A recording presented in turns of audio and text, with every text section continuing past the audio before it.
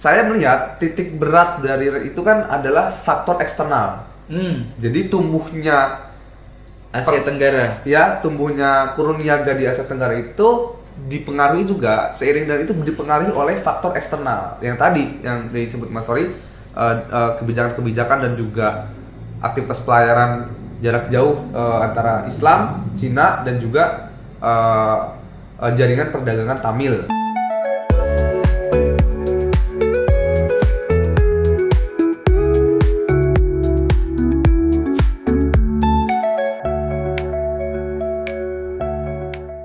Teman-teman, kita sudah menulis dan juga menghasilkan karya dalam bentuk buku.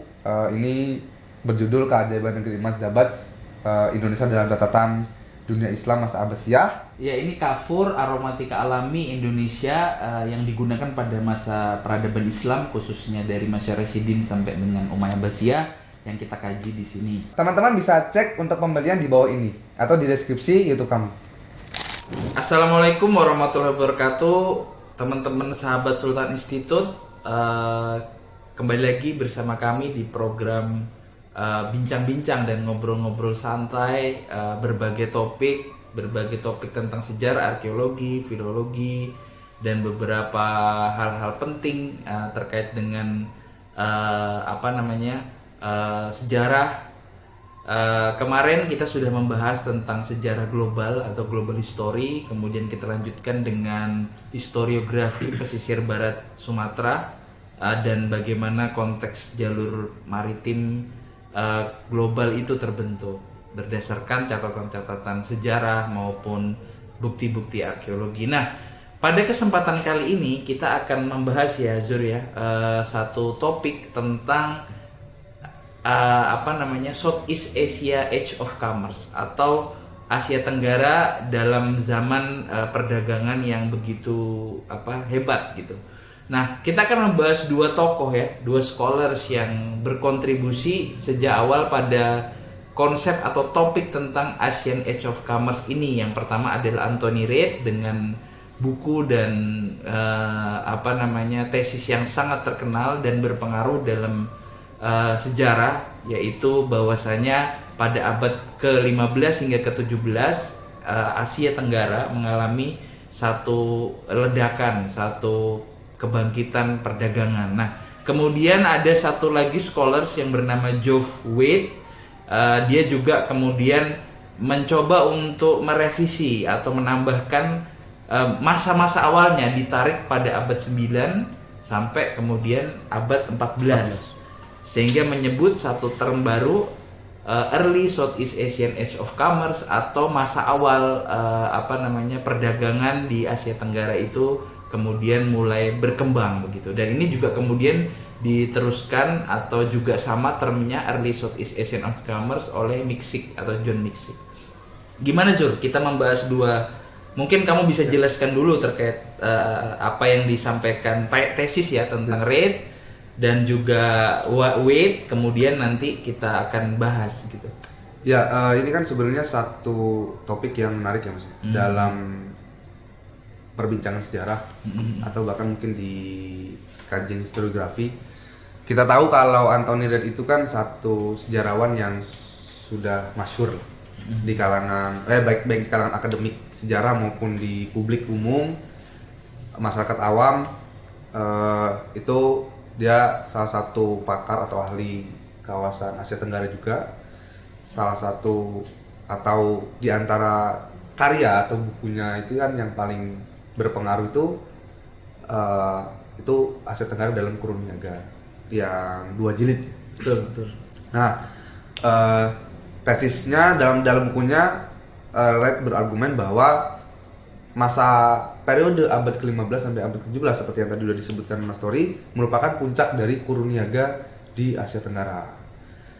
Nah, kemudian itu menjadi salah satu buku babon lah, istilahnya mungkin satu buku babon referensi utama dalam melihat atau dalam mengkaji tentang perniagaan maritim di Asia Tenggara di abad ke-15 sampai abad ke-17. Di masa itu terjadi perubahan sosial, ekonomi dan juga politik di masyarakat Asia Tenggara dengan peningkatan atau komersial boom yang tadi disebutkan Mas Tori, ledakan perniagaan yang begitu besar. Nah kemudian yang menariknya adalah Geoff Wade ini kemudian mencoba menelusuri akar dari terjadinya ledakan ekonomi yang diajukan argumentasinya oleh Reid dengan istilah an early age of commerce gitu. Beberapa tulisannya atau yang dimuat Wade menjelaskan tentang beberapa hal yang mempengaruhi terbentuknya atau tampilnya Asia Tenggara itu dalam kurun niaga abad ke-15, abad ke-17 itu. Ternyata setelah yang ditelusuri oleh Wade, akar dari perniagaan yang meningkat di abad ke-15 sampai abad ke-17 itu terjadi sejak abad ke-10 ya, 900 CE circa ya. Tahun 900 sampai 1300 CE. Ya. Itu jadi sebenarnya satu pembelajaran menarik, tapi kalau dari kacamata saya kalau saya lihat dalam beberapa seminar gitu ya, nama Wade ini belum begitu populer. Dan belum banyak tesisnya juga belum banyak dibahas oleh kalangan akademik sejarah atau sejarawan di kampus lah dibandingkan Reid gitu. Padahal penting. Jadi tesisnya itu masih merujuknya kepada Reid ya. Gitu, kepada Reid gitu. Kan sebenarnya tuh apa Mas kemudian perbedaan dan juga dua kajian ini tuh kesinambungannya atau kaitannya itu seperti apa story? Ya kalau sebenarnya kan menariknya adalah memang kalau bahkan bukan di kalangan sejarah ya, Antoinette ini begitu terkenal di mungkin hampir seluruh studi tentang sosial ya, terutama studi kawasan tentang Asia Tenggara. Sebenarnya Geoff Wade ini termasuk salah satu tokoh scholars yang cukup penting ya. Dia itu salah satu yang membangun Departemen Asia Tenggara ya, kawasan Asia Tenggara di NUS yang kemudian bahkan dianggap sebagai tokoh yang membentuk sejarah maritim Singapura atau kalau bisa disebut Asia Tenggara. Nah sayangnya memang kenapa dia tidak seterkenal Reid, padahal kalau kita baca satu jurnal artikel yang sangat penting ya, Early Age of Southeast Asian Commerce 900 sampai 1300 ya, itu cukup menarik begitu. Kita bisa mengetahui bagaimana banyak hal lah ya, seperti faktor-faktor eksternal Islam, Cina, ada Tamil, ada bagaimana terbentuknya itu. Nah, yang menarik Wade itu kan mencoba untuk memberikan jawaban mengapa 15-17 itu puncak, begitu kan? Kemudian seharusnya kalau ada puncak itu ada proses terbentuk dan tumbuh kembang awalnya begitu. Nah kalau kita gabungkan Wade dan Reid, sebenarnya ada satu tokoh lagi yang kita sudah bahas di bincang-bincang tentang global history, yaitu Kirti Chowdhury dan Andre Wing ya. Kalau Kirti Chowdhury itu sebenarnya memberikan satu perspektif yang lebih kalau Wade lebih menjelaskan dari sisi historis dan juga yang didukung dengan bukti arkeologis. Kalau Chowdhury ini memberikan alasan apa sebenarnya yang terjadi. Yaitu yang sempat kita bahas, terbentuknya satu tata dunia baru, New World Order, akibat dari munculnya dua imperium dan dua kekuatan besar, Islamic World di masa 620-an, kemudian dilanjutkan dengan Rashidun Caliphate, Umayyah, Abbasiyah, dan dinasti Tang yang juga di 600-an awal. Dan kedua antara Islam dan Tang ini membentuk satu overland route, perdagangan darat dan juga perdagangan jarak jauh melalui maritim, yang itu menumbuhkan kota-kota pelabuhan, urban center, pusat-pusat kota. Ini yang kemudian disebut Wade nanti dalam tesisnya. Terbentuknya apa? Kota-kota pelabuhan, urban center, Kemudian nanti bahkan dia menyebut ada hal yang menarik di Waite itu, menyebut 2 ekspansi yang mempengaruhi Asia Tenggara bisa thriving, bisa boom itu ekonomiknya. Theravada Buddhism expansion, ekspansi aliran tertua Buddhisme yang disebut Theravada, dan juga ekspansi Islam di situ. Betul. Nanti lebih jauh kita bahas di selanjutnya mungkin tentang faktor eksternalnya, Cina dengan monetisasi, kemudian percetakan koin chopper, Islam dengan tentunya percetakan koin-koin emas dan silver ya, dan juga teks-teks perak, geografinya ya. Betul, dan menariknya Waite juga menyebutkan sumber-sumber geografi Arab ya ketika menyebut faktor eksternal. Nah, Waite ini menyebutkan dia sebetulnya juga mau melengkapi apa yang disampaikan oleh Reid, bahwasanya pada kurun waktu abad 15-17 itu kan terbentuk political revolution, sebuah religious revolution dalam bahasanya, revolusi religius yang membentuk satu tatanan mungkin politik baru di Asia Tenggara, yaitu banyak yang dari dunia Islam ya kan, karena menguasai kemaritiman. Kemudian ada revolusi militer dalam bentuk teknologi perang juga kan, yang itu sebenarnya diawali dengan ekonomik dan komersial boom tadi. Kebutuhan akan komoditas yang luar biasa, terjadi pertukaran teknologi, pengetahuan, peradaban, pertukaran komoditis, tentu terjadi satu transfer knowledge yang kemudian melahirkan tadi gitu kan. Sebenarnya juga si Chowdhury ngomongnya dari abad ke-7 sampai ke-15. Nah, ini mungkin nanti yang akan kita bahas selanjutnya, Mas. Jadi sebenarnya kan kita sudah ini ada Waite-nya, Mas. Kalau kita dudukan kan ada Waite yang dengan abad tahun 900 sampai 1300, dan kemudian bagaimana kita dalam memaknainya atau menginterpretasinya dengan misalkan temuan situs Bongal. Dengan situs Bongal dengan periode yang lebih tua lagi gitu kan. Betul. Jadi kan kalau misalkan kita coba cek di artikelnya Waite itu, An Early Age of Commerce itu, dia mencoba menelusuri akar dari puncak yang dikatakan oleh Reid. Kemudian saya melihat titik berat dari Reid itu kan adalah faktor eksternal. Jadi tumbuhnya Asia Tenggara. Tumbuhnya kurun niaga di Asia Tenggara itu dipengaruhi juga, seiring dan itu dipengaruhi oleh faktor eksternal yang tadi yang disebut Mas Tori, kebijakan-kebijakan dan juga aktivitas pelayaran jarak jauh antara Islam, Cina, dan juga jaringan perdagangan Tamil. Nah, kemudian Waite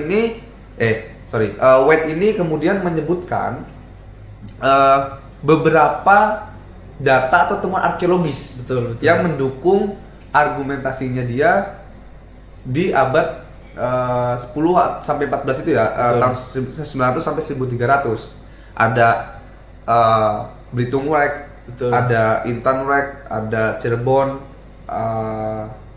apalagi ya, Java Sirek ya, sama Pulau Buaya kalau nggak salah. Iya, hampir semua itu di Indonesia. Dan itu hampir semua itu di Indonesia, dan secara pertanggalan kronologi konsisten lah mungkin, Mas ya. Kalau data-data yang dimunculkan oleh Waite itu kan abad 9 gitu. Betul.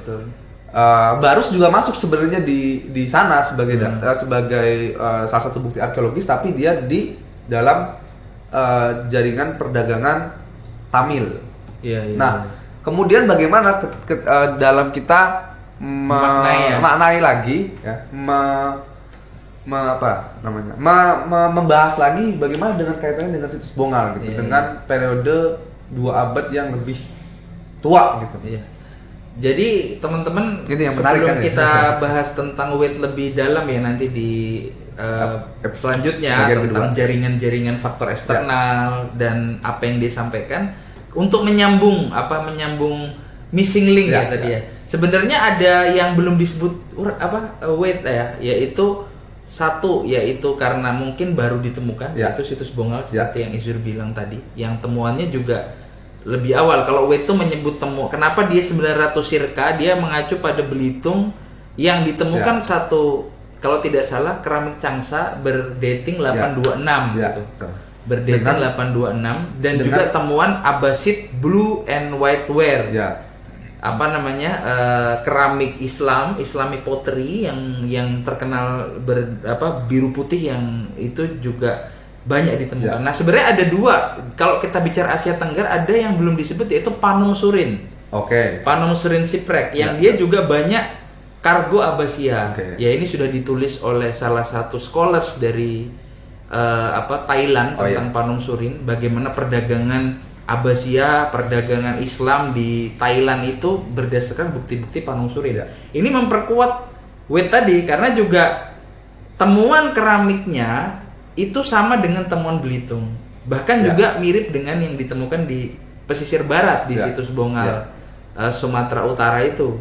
Jadi ada Turkish glaze, Ya. ada Abbasid blue and white ware, Ya.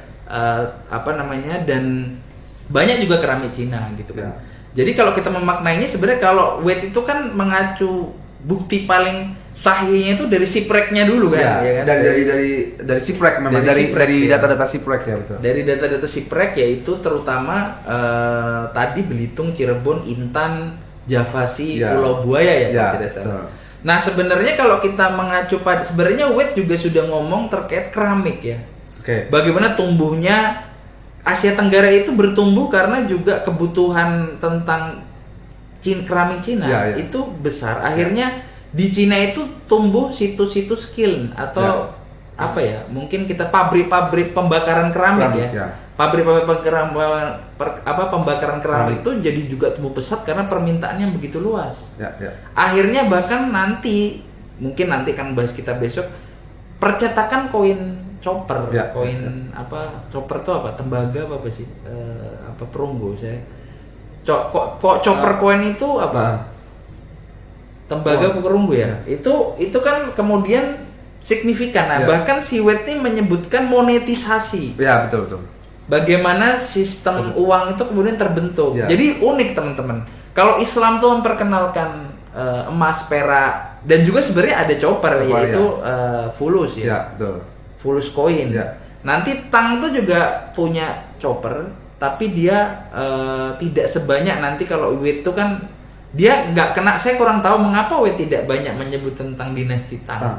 Padahal Tapi dia sorotannya malah dinasti Song dan Yuan. betul, dinasti Song dan Yuan karena memang bukti tertulis dan bukti kalau Muslim itu Muslim merchant dan Muslim intinya tokoh-tokoh Islam itu terlibat dalam kebijakan-kebijakan Ya. di Cina, baik itu dalam konteks penguasaan pelabuhan Ya, ya. sebagai syah bandar atau apa itu kan dia sebut. Ya. Bagaimana transisi Song dan Yuan itu ada juga tokoh Islam yang disebut Pusou Geng oleh Wade itu yang berpengaruh juga nanti. Nah, ya saya kurang tahu kenapa si Wade ini tidak menarik dari awal betul. gitu. Nah, entah sebenarnya kan secara data dan sumber sebenarnya memadai lah. Betul, betul. Dan temuan arkeologis itu sebenarnya juga kalau kita lihat dalam lingkup kawasan Asia Tenggara bukan hanya yang disebutkan sama Wade, yang dominannya sebagian besar itu di kawasan Indonesia gitu. Betul, Nah betul. tadi kayak yang disebut Mas Tony, entah apakah memang data yang menurutnya kuat gitu ya untuk mengatakan akar dari pembentukan perniagaan maritim di Asia Tenggara itu di tahun 900 itu gitu. Nah, akhirnya yang menariknya sebenarnya adalah situs Bongal ini menjadi satu data baru ya, Iya. temuan baru, bukti baru bahwa sebenarnya jauh dari tahun 900 itu juga sudah merupakan bagian dari akar dari pembentukan perniagaan maritim, puncak puncak dari perniagaan maritim di maritim. Asia Tenggara gitu. Ya mungkin bagi Wade dan trade puncak ekonomi boom dan komersial boom itu nanti akan melahirkan pergantian rezim, pergantian politi ya bahasanya mungkin pergantian tata kekuasaan baru, tidak hanya pergantian sosial dan ekonomi, sosial dan budaya saja, tetapi lebih ke arah situ mungkin begitu. Tetapi kalau kita lihat memang sebenarnya dari temuan-temuan terkini memang jaringan temuan di Thailand itu juga cukup signifikan, di pesisir barat juga cukup signifikan. Jadi sebenarnya akarnya jauh lebih awal namanya. Apalagi kalau kita mengacu pada temuan yang lebih tua seperti dating koin ya, koin, kemudian mungkin yang lain ya. Tetapi kalau mengacunya pada keramik yang di Belitung itu memang 826, tapi memang juga di Thailand Panom Surin itu juga cukup tua di masa Abbasiyah. Abbasiyah itu kan sebenarnya 750 ya. Betul. 750. Sementara di pesisir barat temuan koin Umayyah, bahkan temuan Arab Sasaniyah, jadi koin Sasaniyah yang sudah diislamkan dalam konteks dicoret dengan tulisan Arab, itu sudah ada berarti kan. Dan ditemukan juga selain koin ada juga weight and measurement, jadi alat ukur, alat timbangan begitu. Nah ini kemudian akan menarik bagaimana kemudian butuh waktu untuk menyusun secara lebih, mungkin biar lebih kuat, bagaimana saya meyakini ada jaringan tersendiri nanti di mungkin Coromandel, Bay of Bengal dengan Sumatera, kemudian nanti juga di bagaimana kita mengkoneksikan Thailand yang juga cukup banyak situs dan siprek yang ditemukan di situ dengan di Asia Tenggara. Kalau kita lihat dari yang disampaikan Wade itu kan kebanyakan pesisir timur ya. Ya betul. Di Bangka Belitung. Tapi harus masuk sih pesisir barat. Masuk ya, Cirebon itu kan daerah situ, kemudian Java Sirek juga kan. Jadi masih cenderung di jalur itu. Sebenarnya ada kemungkinan jalur-jalur lain. Nanti mungkin akan kita bahas di lanjutan dari bincang kita ini gitu. Bagaimana jaringan faktor eksternal faktor eksternal yang mempengaruhi terbentuknya, tumbuh kembangnya puncak ledakan ekonomi di Asia Tenggara itu. Nanti mungkin dibahas ya Zur ya. Kita akan bahas di bagian setelah ini bagian kedua ini bagaimana weight ini cukup penting, makanya perlu dibaca lah oleh teman-teman artikel weight tentang tadi early Southeast Asian Age of Commerce yang kemudian dia mencoba untuk mencari akar mengapa itu terjadi. Karena mungkin weight ini belum begitu populer dan dikenal ya khususnya di kalangan di Indonesia gitu. Ya mungkin belum ini Mas, belum menjadikan tulisan-tulisannya atau artikel-artikelnya itu menjadi satu penjelasan utuh misalnya. Dalam satu karya buku yang hadir di tengah-tengah pembaca di Indonesia ya.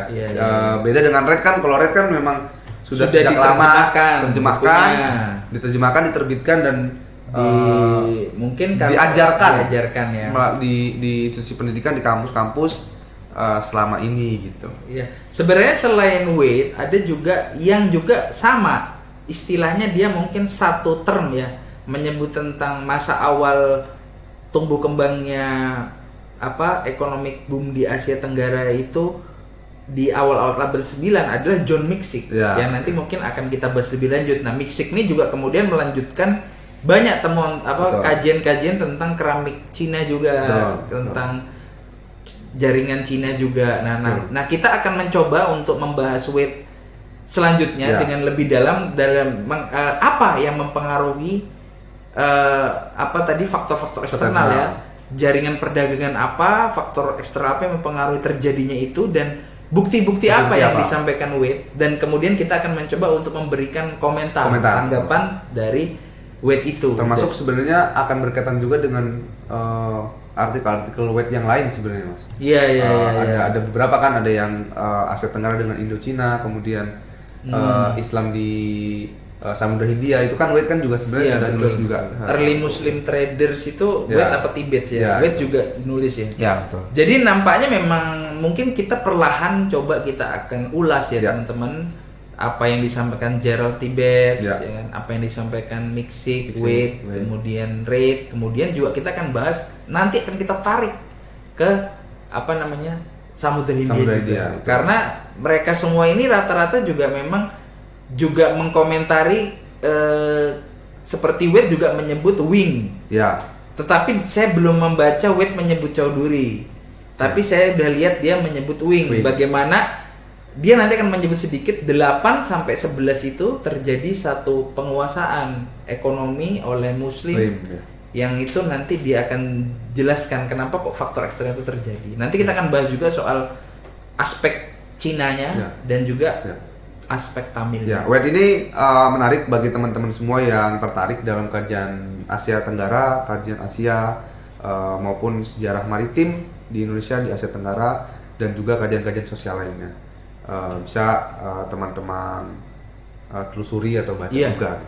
Oke, gitu dulu teman-teman. Kita cukupkan dulu. Nanti kita lanjut ke bagian kedua setelah ini. Nanti akan kita bahas lebih lanjut. Di pertemuan kita, di bincang-bincang kita, di ngobrol-ngobrol santai kita selanjutnya. Sampai jumpa teman-teman dan sahabat Sultanat Institut. Wassalamualaikum warahmatullahi wabarakatuh. Waalaikumsalam warahmatullahi wabarakatuh.